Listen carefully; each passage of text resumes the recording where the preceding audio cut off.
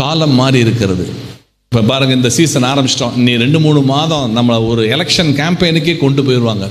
தேர்தல் களத்துக்கே நீங்கள் வீட்டில் இருந்தே உங்கள் ஃபோனுக்குள்ளே இருந்தே அந்த பிரச்சாரத்துக்கு நீங்கள் போயிடுவீங்க. ஏனென்றால் வல்லமையான பிரச்சாரம் வெளியே வரப்போகிறது. வந்தாயிட்டு இனி அடுத்து உங்கள் மைண்டு ஃபுல்லாக பிரச்சாரத்தினால் நிறைந்திருக்கும். ஏன்னா மீடியா ஃபுல்லாக பிரச்சாரத்தில் இருக்கும். ப்ரொப்பகேண்டா என்று சொல்லப்படுகிற பிரச்சாரம். இந்த பக்கம் எங்களை போன்றவர்கள் பிரசங்கம், பிரச்சாரம். பிரசங்கம் பிரச்சாரத்துக்கு முன்பாக நிற்க கஷ்டப்படும்.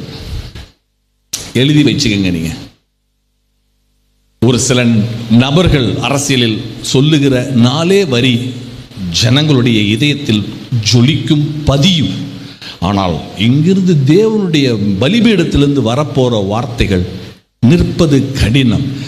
பிரச்சாரம் பிரசங்கத்தை வீழ்த்தும் வர நாட்கள்ல.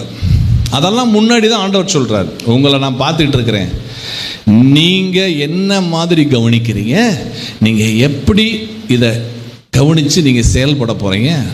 நான் சொல்றேன், அரசியல் பிரச்சாரம் மட்டுமல்ல, தினசரி பிரச்சாரமும் நடந்து கொண்டு இருக்கிறது. உங்களுடைய யூடியூப், உங்களுடைய மற்ற எல்லாவற்றிலும் சாத்தானின் பிரச்சாரம் வல்லமையாய் கடைசி நாட்களில் உங்களுக்குள் உள்ளே புகுந்து கொண்டிருக்கிற காலத்தில் நான் பிரசங்கம் பண்ணுகிறேன். காதுக்குள் மோதும் சத்தம் மோதும். இந்த சத்தம் எவ்வளவு நேரம் நிற்க போகிறது? அதனால தான் சொல்றேன், இந்த நம்ம இதயத்துக்கு கொண்டு போயிடுங்க. இந்த வசனங்களை இதயத்துக்கு கொண்டு போய் செயல்பட ஆரம்பிச்சிட்டீங்கன்னா நீங்க இந்த வருஷம் ஆசீர்வாதமா இருப்பீங்க. இல்லைன்னா காதில் வாங்கினீங்கன்னா பிரச்சாரம் 1 மணிக்கு நீங்க போய் போன்ல எடுப்பீங்க, பிரேக்கிங் நியூஸ் வரப்போகுது.